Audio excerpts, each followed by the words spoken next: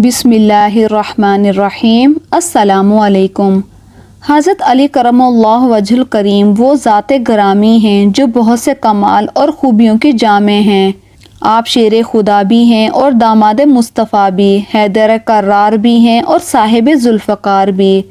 हज़रत फ़ातिमा ज़हरा रज़ियल्लाहु ताला अन्हा के शौहर भी और हसनैन करीमैन रज़ियल्लाहु ताला अन्हा के वालिद माजिद भी, साहिब सखावत भी और साहिब शुजाअत भी, इबादत व रियाजत वाले भी और फसादत व बलागत वाले भी, इल्म वाले भी और हलम वाले भी, फ़ाते खैबर भी और मैदान खिताबत भी, शाह सवार भी।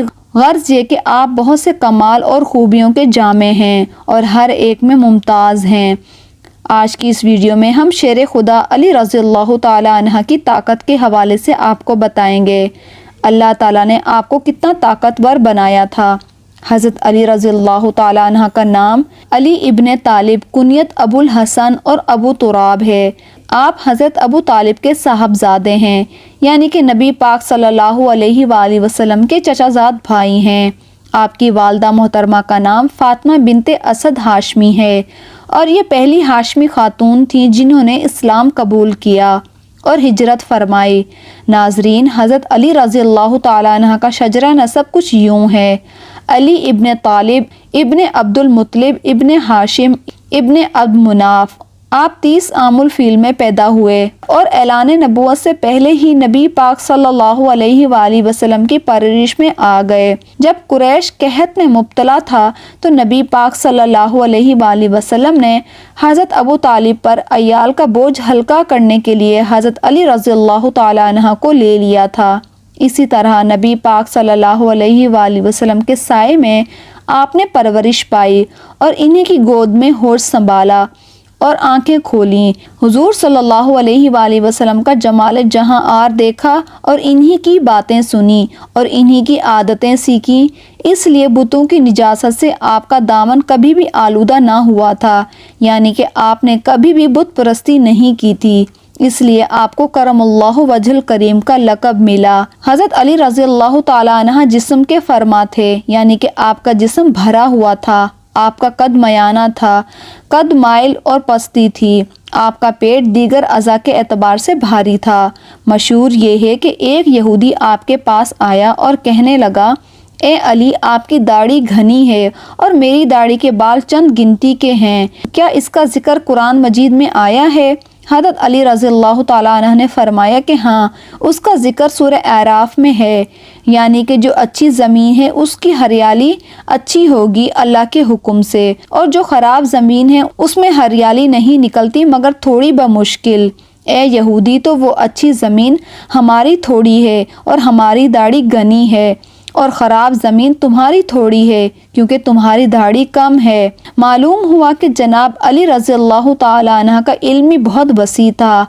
आपको इसलिए बाबुल इल्म भी कहा जाता था। अपनी घनी दाढ़ी और यहूदी के मुख्तसर दाढ़ी का जिक्र आपने कुरान मजीद से साबित करके दिखाया, और ये भी साबित हुआ कि कुरान सारे उलूम का ख़जाना है, मगर लोगों की अक्लें इसको समझने से कासिर हैं।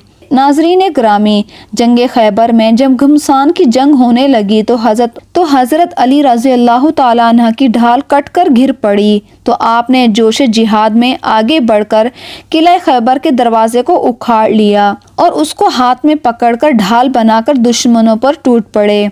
ये दरवाज़ा इतना भारी और वज़नी था कि जंग के खात्मे के बाद 40 आदमी मिलकर भी उसको उठा ना सके। हज़रत अली रज़ियल्लाहु ताला अन्हा के पास बेमिसाल रूहानी ताकत भी थी जो फ़कत अल्लाह वालों के हिस्से में ही आती है, जिसको उर्फ़ आम में करामत भी कहा जाता है।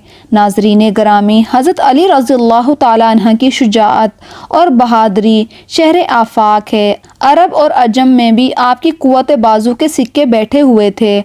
आपका रोब और दबदबा इस कदर था कि बड़े से बड़े पहलवान का दिल भी आपके सामने कांपने लग जाता था। जंगे तबूक के मौके पर सरकार मदीना सल्लल्लाहु अलैहि वसल्लम ने आपको मदीना तैयबा में अपना नायब मुकर्रर फरमाया था, इसलिए उसमें हाजिर ना हो सके।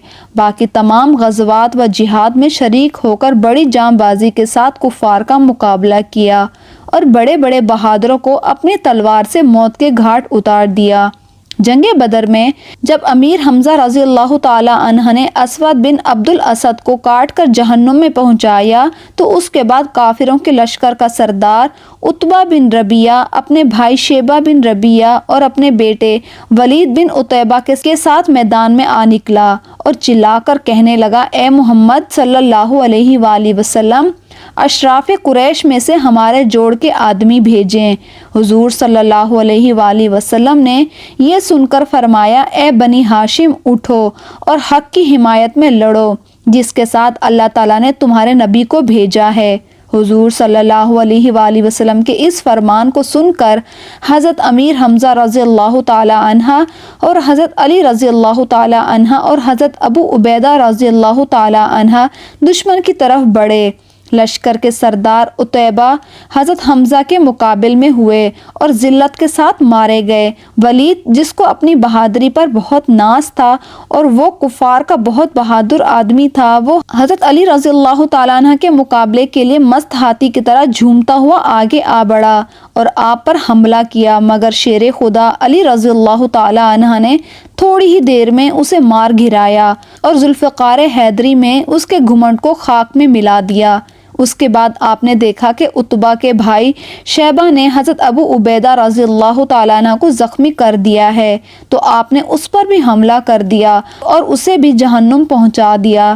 جنگ احد میں جب مسلمان آگے اور کفار پیچھے تھے، جس کے سبب بہت سے لوگ شہید ہوئے، تو اس وقت سرکار دو عالم صلی اللہ علیہ وآلہ وسلم بھی کافروں کے گھیرے میں آ گئے اور انہوں نے اعلان کر دیا کہ اے مسلمانوں، تمہارے نبی کو قتل کر دیا گیا ہے۔ اس اعلان کو سن کر مسلمان بہت پریشان ہو گئے اور ادھر ادھر ہو گئے، بلکہ ان میں سے تو بہت سے لوگ بھاگ بھی گئے، مگر حضرت علی رضی اللہ تعالیٰ عنہ فرماتے ہیں کہ جب کافروں نے مسلمان کو آگے اور پیچھے سے گھیر لیا اور رسول صلی اللہ علیہ وآلہ وسلم میری نگاہ سے اوجھل ہو گئے، تو پہلے میں نے حضور صلی اللہ علیہ وآلہ وسلم کو زنداؤں میں تلاش کیا، مگر جب وہاں نہیں پایا تو پھر شہیدوں میں تلاش کیا، اور وہاں بھی نہیں پایا تو میں نے اپنے دل میں یہ کہا، ایسا ہرگز نہیں ہو سکتا کہ حضور میدان جنگ سے بھاگ جائیں، لہٰذا اللہ تعالیٰ نے اپنے رسول کو آسمان پر اٹھا لیا، اس لیے اب بہتر یہی ہے کہ میں بھی تلوار لے کر کافروں میں گھس جاؤں،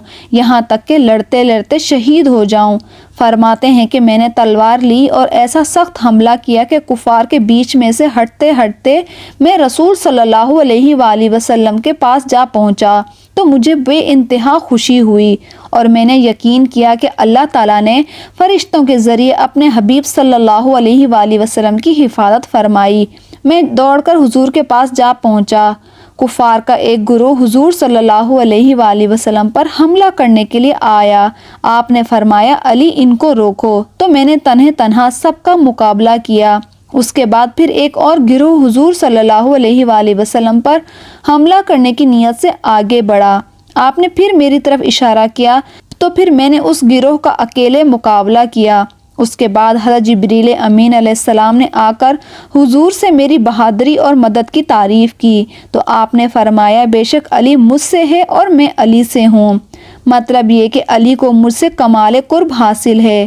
حضور صلی اللہ علیہ وآلہ وسلم کے اس جملے کے بعد حضرت جبرائیل امین نے عرض کیا، یا رسول اللہ، میں آپ دونوں سے ہوں، یعنی مجھے تم دونوں سے قرب ہے۔ سرکار دو عالم صلی اللہ علیہ وآلہ وسلم کو نہ پا کر حضرت علی رضی اللہ تعالیٰ عنہ کا شہید ہو جانے کی نیت سے کافروں کے جتے میں تنہا گھس جانا اور حضور کو پا کر حملہ کرنے والے گروہ در گروہ سے اکیلے مقابلہ کرنا آپ کی بے مثال بہادری اور انتہائی دلیری کی خبر دیتا ہے، اور ساتھ ہی حضور صلی اللہ علیہ وآلہ وسلم کے ساتھ اور بے مثال عشق اور سچی محبت کا بھی پتہ دیتا ہے۔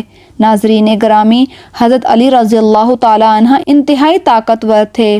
اللہ تعالیٰ نے آپ کو شجاعت اور بہادری سے نوازا تھا۔ امید ہے کہ آپ کو یہ ویڈیو پسند آئی ہوگی۔ پسند آنے کی صورت میں ویڈیو کو لائک اور چینل کو سبسکرائب کر کے ہمیں اپنی دعاؤں میں یاد رکھیں۔ جزاک اللہ۔